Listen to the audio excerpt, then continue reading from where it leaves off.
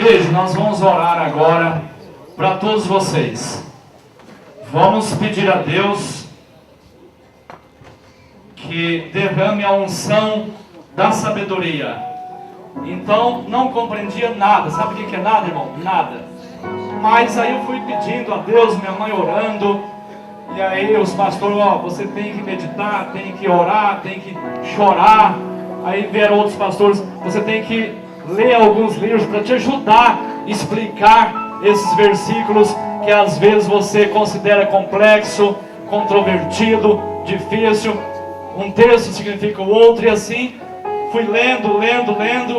E quando fui escrever meu primeiro livro, foi no ano de 87, pela Casa Publicadora das Assembleias de Deus, há 23 anos, 86, 87 por aí. Lancei o primeiro livro na CPAD. Depois lancei o livro Década da Colheita, que foi um sucesso.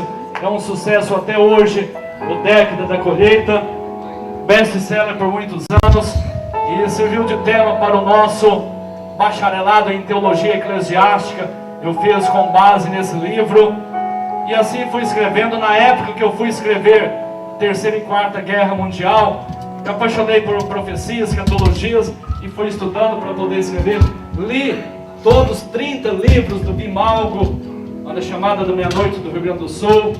Li os 30 livros do Abrão de Almeida, foi presidente da Casa Publicadora das Assembleias de Deus, e centenas de outros. Então, depois de tanto ler, massacrar a memória de tanto ler, comecei a aprender. E aí deslanchou, a coisa deslancha. Então não vale você pensar que eu vou orar agora para você com o óleo do azeite e você vai ficar sábio de um dia para o outro. Não. A própria Bíblia fala: não se aparte de ti mesmo o livro dessa lei. Você não pode apartar de você. Você tem que ter intimidade com a Bíblia, comunhão com a Bíblia, né? Não se aparte de ti mesmo o livro dessa lei, porque então prudentemente conduzir-te-á. Aí você vai ficar prudente, com o bom senso, com a cabeça perceptiva, aquele bom siso de Salomão. E aí você vai conduzir bem, e o seu caminho próspero será. E aí você vai ter condições de ministrar a palavra de Deus com mais persuasão, mais poder, mais conhecimento, né? Mais conhecimento de causa, explicar para a outra pessoa, discipular com mais eficácia. E você vai instruir, consolidar a pessoa, apacentar. Então tudo depende de um processo. E eu vou orar hoje para Deus te dar o espírito da sabedoria. E esse espírito da sabedoria você vai ter que fazer da sua parte, dispor na mão de Deus.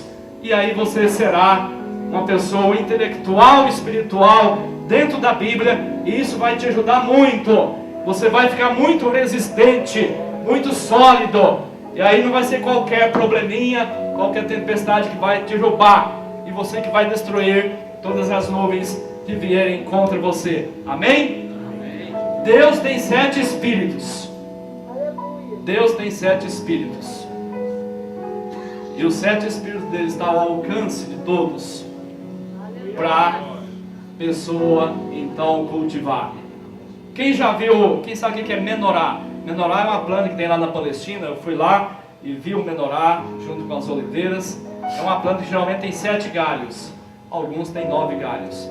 Então o menorá é uma planta lá da Palestina. E em homenagem a essa planta, Davi, Salomão, os heróis do passado fizeram, e também na recomendação para o templo, fizeram o castiçal, candelabro. O castiçal é o candelabro.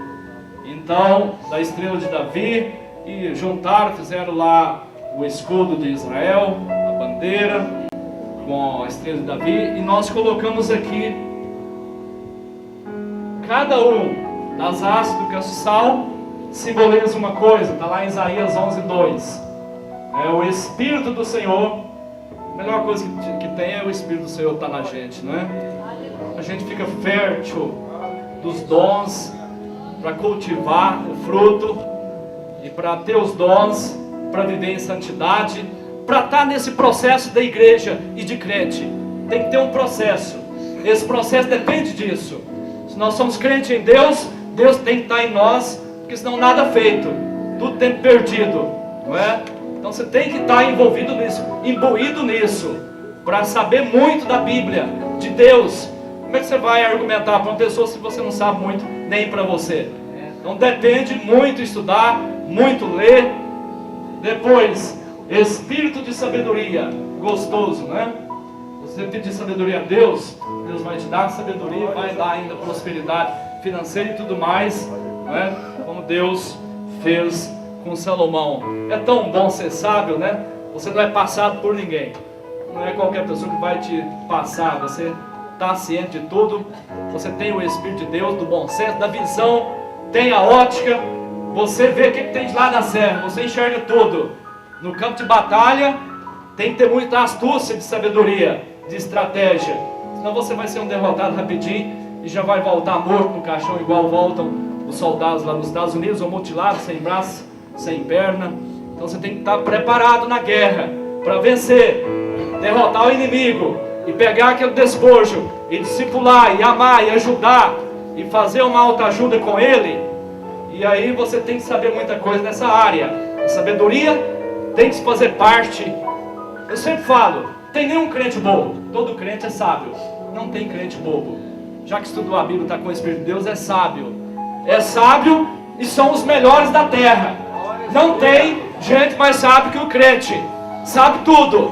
Sabe do passado, desde a trindade da eternidade. Sabe dos 4.000 anos passados. Sabe do presente, para que veio a terra, o que está fazendo aqui, para onde que vai, e o que será daqueles que não têm Jesus. O crente sabe tudo isso. E está batalhando, galgando, caminhando nesse posto. É esse o nosso posto. O acampamento está terminando. Agora é a oração final. Você vai embora. Receba as últimas instruções. Ou a senhora pensa que quando embarcam 10.000 soldados dos Estados Unidos lá para o Iraque, lá para o Afeganistão, eles vão ser uma preparação? Prepara 10 anos direto. Não vai embarcando qualquer bobinho não. Senão chega lá, morre, vai ser bucho de canhão, acabou. Acaba a guerra, complica, perde tudo. Então a igreja espiritual é mais do que aquilo. Porque além de batalharmos contra inimigos, homens ímpios, pessoas maldosas, estamos batalhando contra o inimigo das nossas almas, que é o demônio. Então nós somos duplamente sábios e temos que ter uma preparação muito maior do que aquela preparação dos homens de guerra aqui natural da terra. E o Espírito de sabedoria é que nos dá essa força. Tem que ser muito sábio para não cair nas astutas ciladas do maligno. Outro espírito de inteligência. A pessoa, o seu conhecimento, o seu interior, ele sabe pensar, sabe raciocinar, sabe o que pode fazer, o que não pode, o que vai enfraquecer a sua fé, ou o que vai aumentar a sua fé. Ele é inteligente. O Espírito de Deus é que dá isso para a pessoa. Espírito do conselho. Você vai saber aconselhar alguém, dar uma ajuda para alguém. Eu tenho 60 livros de autoajuda. A minha coleção de autoajuda são 60 livros. Nós temos alguns livros ali atrás. Então, não é só a pessoa ganhou a alma, discipulou, evangelizou. Tem que ter agora um conhecimento, tem que fornecer alguma coisa mais para essa pessoa. Não é só a autoajuda também, não é? O crente, o obreiro verdadeiro